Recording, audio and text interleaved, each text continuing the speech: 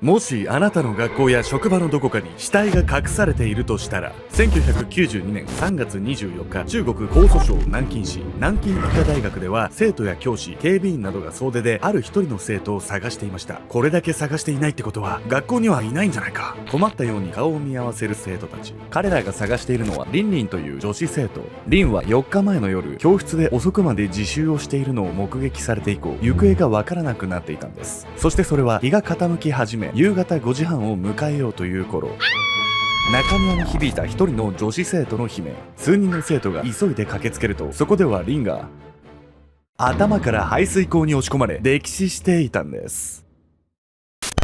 頭から下水に押し込まれ溺死させられた女子大生。大学校内で人知れず行われた男の卑劣な犯行とは。犯人を暴走させたきっかけは女子大生の憧れと身勝手な怒りだったんです。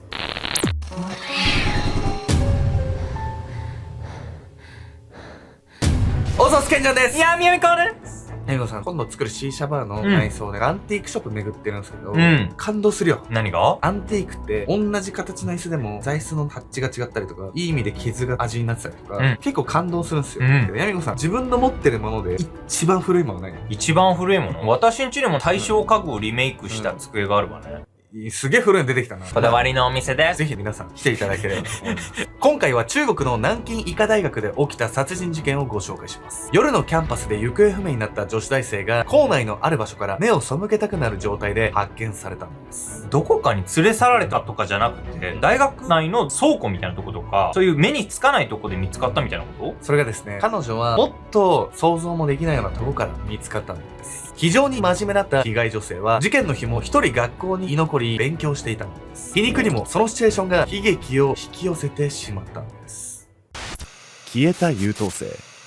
1992年3月20日、中国江蘇省南京市。夜遅く、南京医科大学のある教室からは、2人の女子生徒の声が漏れ聞こえていました。あれ？リンはまだ残るの？うん、私まだもう少しやってくから先に帰って。帰り支度を始めた友人に対し、参考書に目を落としたまま、そう告げたその女性は、リンリン。特別に優秀な学生に贈られる一等奨学金を毎年受け取っていた彼女は、非常に勤勉で、その日も居残りをして自習に勤しんでいたんです。まだまだ勉強をやめる気配がないリンに、友人は半ば感心しながら寮への帰路につきました。そしてその夜、リンは一向に寮へ帰ってこなかったのですが、実はこの時点では友人は特に心配していなかったんです。週末は実家に帰るかもって言ってたし、きっと私が気がつかない間に帰ったのね。皮肉にもリンが姿を消したことは彼女の週末のスケジュールと辻褄が合ってしまっていたんです。一方で週が明けるとリンのことはすぐに大学内で噂に。いつも誰よりも遅くまで自習するほど真面目な彼女が授業を無断欠席したんです。さらに学校がリンの実家へ連絡すると、両親からはリンは帰ってきていないと返答が。非常事態を察した学校は警察に行方不明届を提出。警察はすぐに近隣の捜索を開始するんです。これは確実に一人居残りで残ってた教室でなんかあったじゃない。そうなんです。この後発見された遺体の状態から何があったかは明白だったんです。警察の捜査が始まった翌日の3月24日午後5時半頃、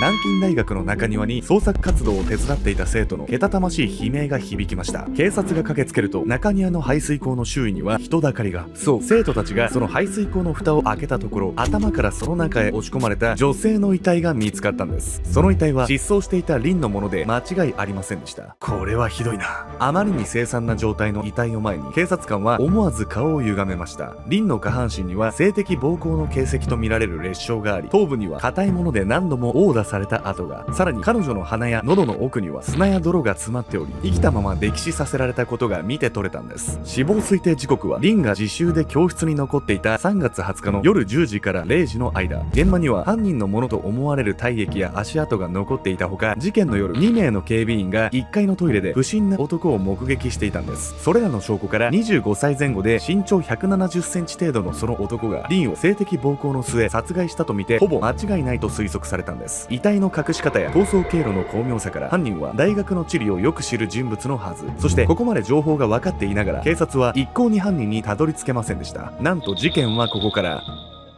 28年間も未解決となってしまうんです。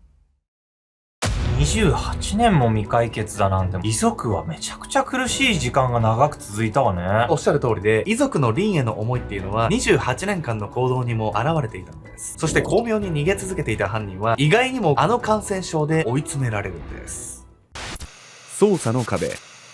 リンの遺体が発見されてすぐ、警察は学校警備員の証言をもとに犯人の似顔絵を作成。1万元の懸賞金を掲げて情報提供を求めますが、有力な情報はなかなか得られませんでした。この他、現場に残されていた体液についても1万件以上の DNA データと照合。しかし一致するものは見つからず、ただ時間だけが過ぎていったんです。事件解決の目処も立たない中、リンの両親は毎年3月24日には必ず事件現場を訪れ、両手を合わせていました。リンの命日にあたるその日になると、彼らは南京市の警察署にも足を運び、捜査の進捗を直接尋ねていたといいます。犯人の手がかりは何か見つかりましたか？リンの家族の問いに警察はただ首を振ることしかできずにいました。そして理不尽に命を奪われた娘を思う日々で、父親はうつ病を患い、癌によって50歳の若さで他界。いつしか警察署を訪れるのは母親一人になってしまいますが、それでも彼女は28年間、娘のために犯人を捕まえてくださいと訴え続けました。2020年2月20日、そんな母の切なる願いがついに報われる日がやってくるんです。きっかけは新型コロナウイルスの蔓延。世界中が感染拡大の脅威にさらされる中、中国政府はゼロコロナ政策を打ち出しました。この政策によってコロナの濃厚接触者や隔離対象者の特定が進められることに。するとその過程で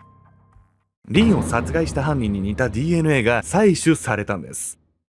コロナ蔓延が犯人特定のきっかけだなんて、どうやってそんなことになるのよ。意外なところから繋がるものなのね。中国が行ったゼロコロナ政策っていうのはそれほど徹底されたものだったんですよ。というわけで本日のメドラーキーワード、ゼロコロナ政策について。2020年、中国政府は新型コロナウイルスの蔓延に際し、ゼロコロナ政策と呼ばれる隔離政策を実施。この政策下で感染者や濃厚接触者には指定された施設や自宅での隔離が義務付けられました。監視体制は非常に厳格で、感染対策を怠った市民に対し、懲役3年から4年の実刑判決が出されたケースも。政府は市民の行動に大幅な制限をかけることで、中国国内におけるコロナウイルスの撲滅を目指したんです。ゼロコロナ政策では、国民がコロナに感染しているか否かが徹底的に調査され、その過程で採取された DNA は警察のデータベースに登録されました。このデータベースは主に犯罪者を取り締まるためのもので、従来は前科者などが登録の対象でした。一方でゼロコロナ政策によって前科者以外の DNA も登録され、現在は中国人男性の約 10% の DNA がデータベース化されているんです。ゼロコロナ政策によって採取された DNA は最新の DNA 鑑定技術である YSTR 染色体検査にかけられました。 YSTR 染色体検査とは、男性特有の Y 染色体を調べる検査法で、父方の親族を特定する際に有力とされているもの。この検査によってゼロコロナ政策で採取された DNA の持ち主に、28年前にリンを殺害した犯人とよく似た DNA の人物がいることが分かったんです。要するにその人物の親族に犯人がいる可能性が非常に高いということ。警察はその男性の親族を徹底的に洗い出しました。そしてついに事件現場に残されていた体液と DNA が完全に一致する男、マージーガンへとたどり着くんです。マーが特定された3日後の2020年2月23日、警察は早朝から20人以上を動員し、南京市内にある彼のマンションを包囲しました。そして迎えた午後6時。マージーガンだな、お前を逮捕する。ノックに応じ、玄関先へ現れた男に向かい、即座にそう言い放った警察官。犯人のマーは抵抗する間もなく手錠をかけられ、警察署へ連行されました。こうして28年の長い年月を経て、遺族の無念が晴らされる日がようやく訪れたんです。遅すぎるぐらいだけど、ほんと捕まってよかったわよ。28年間も逃げ続けてたって、どんだけずる賢い男なの？どうやって隠れてたのか気になりますよね、これ。実は犯人は現場のすぐ近くにいて、警察とも接触していたんです。善人の仮面。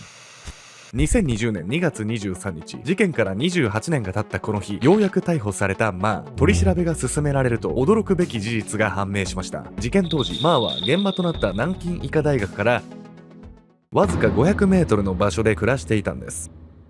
しかも当時、警察はマーやその家族に対し聞き込みを行っていました。この頃のマーは新婚で両親と同居している状態。強姦殺人のような凶悪犯罪に手を染めるとは考えにくく、また話を聞いても特に不審な点はありませんでした。そのため早々に捜査対象から外されてしまっていたんです。その後、マーは2度の引っ越しをし、巧みに包囲網を逃れながら28年間普通の生活を送っていました。職場でも仕事熱心で温厚な男として知られていたマーは、同僚からすれば怒っているところなど想像もできないほど。マーさんが殺人で逮捕なんて何かの間違いじゃないのか。多くの同僚がそう言って首をかしげていたんです。一緒に住んでた奥さんとか両親とか同僚に至るまで何もおかしいところはなかったって思ってたわけでしょ。ここまで完璧すぎると逆に不気味じゃない？サイコパスっぽくも思えるんですけど、実はそうではなくて、マーが疑われなかった理由は彼が臆病だったからなんです。周囲の人間から揃って温厚で仕事熱心な男と評価されていたマー。実のところその性格はマーの元々の人となりではなく、28年前犯行に及んでしまったがゆえの振る舞いだったといいます。犯行当時26歳だったマーは南京市内の自動車修理工場で働いていましたが、事件を機に退職。犯行後の数年間は事件の発覚を恐れて引きこもりの生活を送っていました。しかし何年もそんな生活を続けるわけにもいかず、マーはその後国有企業の運転手として社会復帰。その頃の心情について彼は取り調べで次のように語っています。働き始めた当初は事件のことばかり考えてしまい、気が気ではありませんでした。仕事に打ち込むことで感覚を麻痺させようとしていたんです。マーは目立たないように真面目に仕事に打ち込み、他人とのトラブルを避けることに細心の注意を払っていました。その波風を立てないことに徹底した彼の態度は、周囲から見れば真面目で協調性のある人物かのように映っていたんです。さらにマーはプライベートの時間でも地域の慈善活動に積極的に参加。このように職場においても近所付き合いにおいても善良な市民であることに努めていたマー。逮捕時長年連れ添った妻と大学に通う娘と暮らしていた彼は、残忍な殺人犯とは似ても似つかない姿を完璧に作り上げていたんです。確かに殺人犯とは全然かけ離れて見えるわよね。28年間も犯行がバレるかバレないかヒヤヒヤしながらする生活、生きた心地しなかったんじゃないの？ほんとそう思いますよ。マーの正体はそんな臆病な男だったわけなんですけれども、犯行は残忍極まりないものだったわけです。一体何が彼をそこまで暴走させてしまったのか。傷ついたプライド。1992年3月20日の夜、当時26歳のマーは南京医科大学の構内をおぼつかない足取りで歩いていた。マーとその大学は何の関係もなかったが、大酒を飲んで酔っ払っていた彼は友人のある一言を思い出し、そこへやってきたのだ。可愛い女子大生と付き合えたらみんなに自慢できるよな。友人としては何の気なしに言った言葉だったのかもしれない。しかしこの時のマーは酔っていたこともあり、完全にその気になっていた。そしてその日、運悪く校舎1階の教室で遅くまで自習をしていたリン。マーはすかさずその教室へ入るとリンへ近づいていった。なあ、そんな勉強ばっかりしてないで俺と遊びに行かない？あなたこの大学の人じゃないですよね。興味ないんで帰ってください。アルコールの匂いを漂わせるマーにリンはあからさまに表情を曇らせ冷たくそう言った。しかしマーは引き下がらない。いいじゃねえかよ、遊びに行こうよ、ちょっとでいいからさ。するとリンは苛立ちをあらわにし、激しい剣幕でこう言った。いい加減にして、これ以上しつこくするなら警備員呼ぶわよ。警備員の一言に驚いたマーは一旦その教室を離れた。一方で廊下を歩くうちに彼は腹の底にふつふつと込み上げてくるものを感じていた。あの女、優しくしてりゃ調子に乗りやがって。こうなったら力ずくでも連れ出してやる。その後しばし校内を徘徊し、またリンの元へ戻ってきたマー。再び教室へ入った彼の手には鉄パイプが握られていました。おい、俺と一緒に来いよ。さもないとひどい目に遭わせるぞ。マーは鉄パイプを振り上げてリンを脅しますが、それでも彼女が屈することはありませんでした。このクソ女が！マーはリンの堅苦な態度に激高し、彼女の頭を力任せに殴打。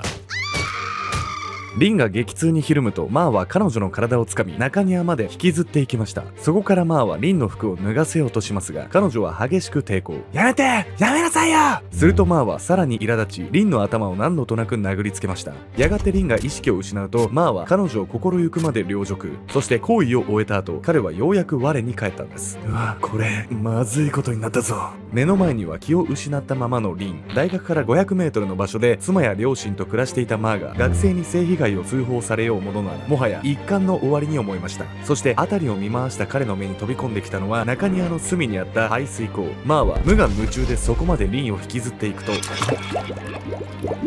無理やり襲っといて警察にバレたくないからってこんなひどい殺し方しなくても、ほんと身勝手の極みじゃない。結果として罪に問うことはできたんですけど、28年も逃げ続けたってことに腹が立ってきますよね。